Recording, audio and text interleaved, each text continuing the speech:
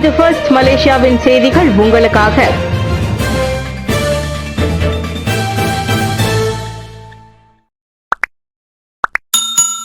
செய்தியாளர் ஹரீஷ் தியோல் மீதான தாக்குதல், ஒரு சந்தேக நபர் பிடிபட்டார். கோலாலம்பூர் பங்சாரில் மூத்த செய்தியாளர் ஹரீஷ் தியோலை தாக்கிய சந்தேகத்தில் ஒரு ஆடவர் கைதாகியுள்ளார்.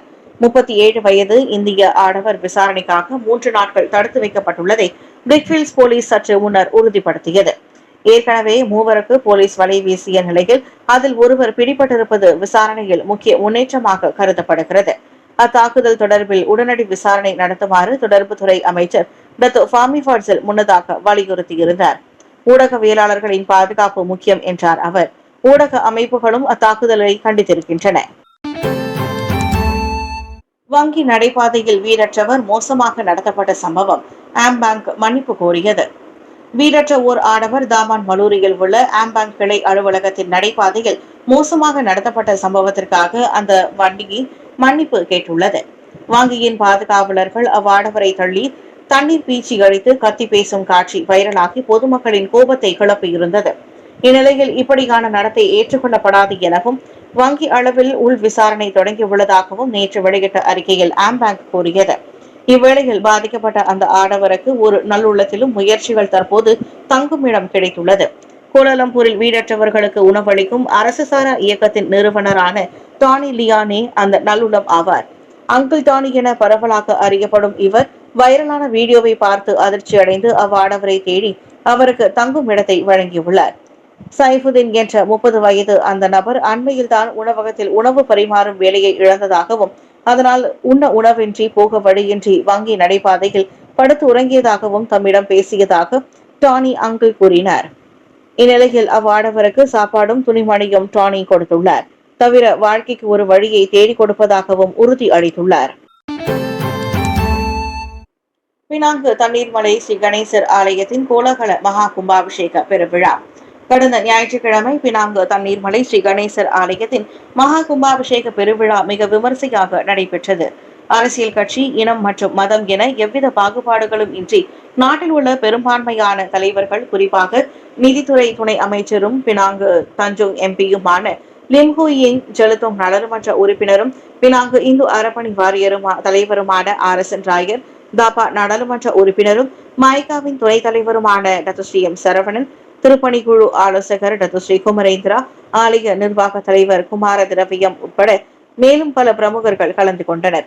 உயர் திரு பிச்சை குருக்கள் தலைமையில் நடந்தேறிய அன்னை மகனாம் விநாயக மூர்த்தியின் இந்த பெருவிழாவிற்கு எதிர்பார்த்ததை விட நாடு முழுவதிலும் இருந்து சுமார் 5000க்கும் மேற்பட்ட பக்த மெய்யன்பர்கள் கலந்து கொண்டு சிறப்பித்தனர் என்று கூறி RSN ராயர் பெருமிதம் அடைந்தார்.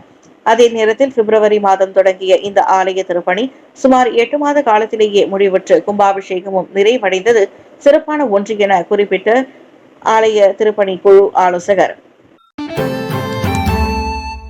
நாய், பூனை, வவ்வால் இறைச்சிகளை விற்பதற்கும் உண்பதற்கும் ஜகார்த்தா தடை. ராபிஸ் நோயை கட்டுப்படுத்த நடவடிக்கை. இந்தோனேசிய தலைநகர் ஜகார்த்தாவில் நாய், பூனை மற்றும் வவ்வால் இறைச்சிகளை விற்பனை செய்வதற்கும் உண்பதற்கும் தடை விதிக்கப்பட்டுள்ளது. ராபிஸ் நோய் பரவலை கட்டுப்படுத்தும் நடவடிக்கையாக இது எடுக்கப்பட்டுள்ளது. உயிருள்ள விலங்குகள், சமைக்கப்படாத அவற்றின் இறைச்சிகள் அல்லது சமைக்கப்பட்ட உணவுகளையும் அத்தடை உள்ளடக்கும். ஏற்கனவே அளித்த வாக்குறுதிக்கு ஏற்ப அந்த ஆணையில் தாம் கையெழுத்திட்டுள்ளதாக ஜகார்த்தா ஆளுநர் பிரமுகோ அனுகான் அறிவித்தார். இன்னும் 6 மாதங்களில் அந்த உத்தரவு அமலுக்கு வரும். தடையை மீறுபவர்களுக்கு எதிராக எழுத்துப்பூர்வ எச்சரிக்கை வழங்கப்படுவது தொடங்கி வியாபார உரிமம் ரத்து செய்யப்படுவது வரை நடவடிக்கை பாயும் என பிரமோனோ சொன்னார். இது ஒரு முக்கிய முன்னேற்றம் என கூறி விலங்குகள் நல ஆர்வலர்கள் அந்த அறிவிப்பை பெரிதும் வரவேற்றுள்ளனர். நாய், பூனை இறைச்சிகளின் விற்பனையை இன்னமும் அனுமதிக்கும் ஒரு சில நாடுகளில் இந்தோனேசியாவும் ஒன்றாகும். எனினும் அந்நடைமுறைக்கு எதிரான போராட்டங்களுக்கு அண்மைய காலமாக ஆதரவு அதிகரித்து பல நகரங்களில் அதற்கு தடை விதிக்கப்பட்டுள்ளது.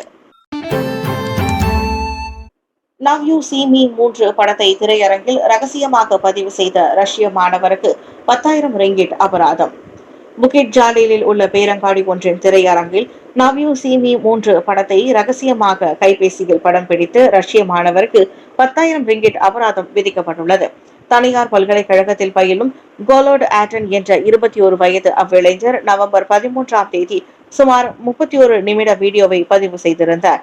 திரையரங்கின் சிசிடிவி கேமரா காட்சிகள் மற்றும் அக்டோபர் 9ஆம் தேதி அவர் செய்த அதே போன்ற குற்றம் வழக்கை மேலும் உறுதிப்படுத்தியது. 1987ஆம் ஆண்டு காப்புரிமை சட்டத்தின் கீழ் இதுபோன்ற குற்றங்களுக்கு அதிகபட்ச தண்டனையாக 10,000 முதல் 1,00,000 வரை அபராதமும் 5 ஆண்டுகள் சிறை தண்டனையும் விதிக்கப்படலாம். இந்நிலையில் அவர் மாணவராக இருப்பது உள்ளிட்ட காரணங்களையும் கருத்தில் கொண்டு கோலாலம்பூர் செஷன்ஸ் நீதிமன்றம் 10,000 ரிங்கிட் அபராதம் விதித்தது. அபராதத்தை செலுத்த தவறினால் அவர்கள் 10 மாதங்கள் சிறை செல்ல வேண்டும். ஸ்லாங்கூர் பத்துமலை தமிழ் பள்ளியில் கேலிச்சித்திர அம்சங்களுடன் சிறுவர் தின கொண்டாட்டம். சிறுவர்களை மகிழ்விக்கும் வகையில் அண்மையில் பத்துமலை சிறுவர் தமிழ் பள்ளியில் சிறுவர் தின கொண்டாட்டம் மிகவும் சிறப்பாக நடைபெற்றது. செயற்கை நுண்ணறிவு சிறுவர்களின் கேலிச்சித்திர உலகம் என்ற கருப்பொருளுடன் இந்நிகழ்ச்சி நடைபெற்றது. பள்ளியின் மாணவர் நல துணை தலைமை ஆசிரியர் முனைவர் விக்டர் ஆசிர்வாதம் அவர்களின் தலைமையில் நிகழ்ச்சி பொறுப்பாளர்களாக விளங்கும் ஆசிரியர் வித்யா தியாகராஜா மற்றும் அவர் தம் குழுவினர் ஒத்துழைப்போடு ஏற்பாடு செய்யப்பட்ட இந்த நிகழ்ச்சியை பள்ளியின் தலைமை ஆசிரியர் திருமதி சரஸ்வதி செங்கல்ராயன் சிறப்புரையாற்றி அதிகாரப்பூர்வமாக தொடங்கி வைத்தார். மாணவி தேஜஸ்வியின் இறை வாழ்த்தோடு இனிதே தொடங்கிய இவ்விழாவில் சர்வின் சாய் பிரியா, சிவானி, கேத்ரினா, தவஸ்ரீகாந்த், எசாந்திகா மற்றும் சந்தோஷ் ஆகியோர் நிகழ்ச்சி நெறியாளர்களாக விளங்கி பல மாணவர்களின் கவனத்தை வெகுவாக ஈர்த்தனர். அன்றைய தினம் அனைத்து மாணவர்களும் தங்கள் வீட்டிலிருந்து கொண்டு வந்த உணவு பதார்த்தங்களையும் நண்பர்களுடன் பகிர்ந்து கொண்டதோடு சிறுவர் தின கொண்டாட்டத்திற்கு முன் மாணவர்கள் வழக்கம் போல் தங்கள் கற்றல் கற்பித்தலை நிறைவேற்றினர். பதவி விலகினார் பிரதமரின் அரசியல் செயலாளர் ஷம்சுல் இஸ்கந்தார். பணம் கொடுத்ததாக சபா வணிகர் குற்றச்சாட்டு. பிரதமரின் அரசியல் செயலாளர் பொறுப்பிலிருந்து டத்துஸ்ரீ ஷம்சுல் இஸ்கந்தார் அகின் ராஜினாமா செய்துள்ளார். சர்ச்சையான ஒரு விவகாரத்தை வைத்து தன் மீது தாக்குதல் நடத்த முயற்சிகள் நடப்பதாகவும் இது கடைசியில் அரசாங்கத்தின் நற்பெயரை பாதிக்கலாம் என்பதாலும் தாம் அம்முடிவுக்கு வந்ததாக எக்ஸ் தள பதிவில் அவர் குறிப்பிட்டார். நேற்று காலையே டத்துஸ்ரீ அன்வார் இப்ராஹிமிடம் பதவி விலகல் கடிதத்தை ஒப்படைத்து விட்டதையும் ஷம்சுல் உறுதிப்படுத்தினார். தன் மீது நம்பிக்கை வைத்து இதுநாள் வரை அரசியல் செயலாளர் என்ற முக்கிய பொறுப்பை கொடுத்த அன்வாருக்கு அவர் நன்றியும் தெரிவித்துக் கொண்டார். பதவி விலகலுக்கான காரணம் குறித்து அவர் ஆழமாக எதனையும் விவரிக்காவிட்டாலும் அது அரசாங்க மருத்துவமனை குத்தகை திட்டம் தொடர்பில் அவர் வெளியிட்டதாக கூறப்படும் ஆதரவு கடிதம் தொடர்பானதே என்பதை புரிந்து கொள்ள முடிகிறது. நெறிமுறைகளை மீறி ஆதரவு கடிதம் வெளியிட்டதாக ஷம்சுல் நீக்கப்பட வேண்டும் என எதிர்க்கட்சிகளோடு PKR முன்னாள் துணைத் தலைவரான டத்துஸ்ரீ ரபசி ரம்லியும் முன்னதாக வலியுறுத்தினார். எனினும் ஷம்சுலை கண்டித்து விட்டதாகவும் சட்ட மீறல்கள் எதுவும் நடக்காததால் அவரை நீக்க வேண்டிய அவசியம் இல்லை என்றும் பிரதமர் விளக்கியிருந்தார். இதனிடையே தனது கனிம வள சுரங்க உரிமத்தை ரத்து செய்ததற்காக இதற்கு முன் சபா அரசாங்கத்தை சாடிய பிரபல தொழிலதிபர் ஆல்பர்ட் டெய் இந்த விவகாரத்தில் ஷம்சுலின் பெயரையும் இழுத்திருப்பது புதிய சர்ச்சையை கிளப்பியுள்ளது. பேரங்காடி விளையாட்டு மைதானத்தில் சுமார் 2.5 மணி நேரத்திற்கு தனியாக குழந்தையை விளையாட விட்டுவிட்டு உணவருந்த சென்ற பெற்றோர் காணொலி வைரல். பேரங்காடிகளில் பிளே ஏரியா என்று அழைக்கப்படும் விளையாட்டு மைதானத்தில் சொந்த மகனை சுமார் 2.5 மணி நேரத்திற்கு தனியாக விட்டுவிட்டு உணவருந்த சென்ற ஒரு பெற்றோர் தொடர்பான காணொலி நேற்று முதல் சமூக வலைதளங்களில் வேகமாக பரவி வருகிறது. அக்காணொலியில் அங்கு தன் பிள்ளைகளை அழைத்து வந்த தந்தை ஒருவர் அந்த தம்பதியினரை கண்டு கடுமையாக திட்டுவதையும் குழந்தையை ஏன் கண்காணிக்காமல் தனியாக விட்டு சென்றீர்கள் என்று கேள்வி எழுப்புவதையும் தெளிவாக காண முடிகிறது. சிறுவன் பலமுறை விளையாட்டு பூங்காவிலிருந்து தனியாக வெளியேற முயன்றதை தான் தடுத்ததாகவும் அந்த தந்தை மேலும் கூறினார். அவ்விரு கணவன் மனைவியும் குழந்தையை விட்டுவிட்டு உல்லாசமாக சாப்பிட சென்றதை முன்னிட்டு சாப்பாடுதான் உங்களுக்கு முக்கியமா, குழந்தை காணாமல் போயிருந்தால் என்ன செய்திருப்பீர்கள் என்ற சரமாரியான கேள்விகளை கேட்டு அவர்களை வாயடைக்க செய்துவிட்டார். குழந்தை பாதுகாப்பற்ற நிலையில் இருப்பதை கண்டு பிள்ளையை யாரும் கெட்ட எண்ணத்திற்காக எளிதில் அணுகிவிடக் கூடாது என்ற அச்சத்தில் கூடவே இருந்ததாகவும் குறிப்பிட்டார். 40 வருட போராட்டம் குப்பை தொட்டியில் கண்டெடுக்கப்பட்ட ரஸ்விலுக்கு ஒரு வழியாக குடியுரிமை கிடைத்தது. நாடற்ற ஓர் ஆடவருக்கு புதிய பிறப்பு பத்திரத்தை வெளியிடுமாறு பினாங்கு உயர்நீதிமன்றம் அளித்த உத்தரவுக்கு எதிரான தனது மேல்முறையீட்டை தேசிய பதிவிலாக்காவான JPN நேற்று மீட்டுக் கொண்டது.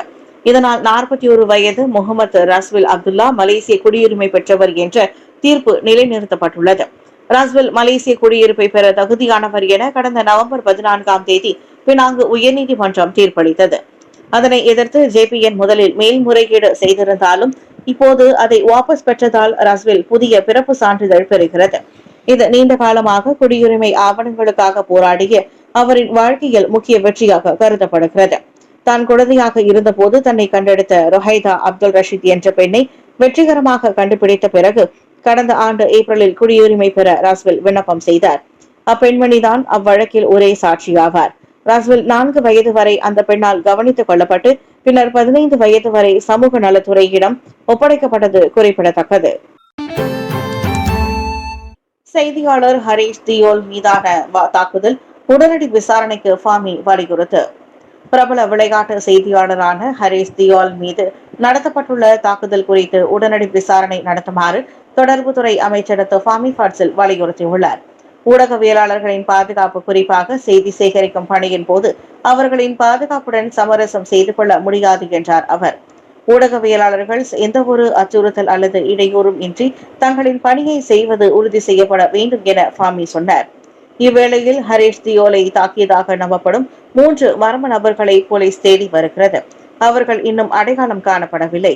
என்றாலும் தேடுதல் வேட்டை தீவிரப்படுத்தப்பட்டிருப்பதாக பிரிக்ஃபீல்ட்ஸ் போலீஸ் கூறியது.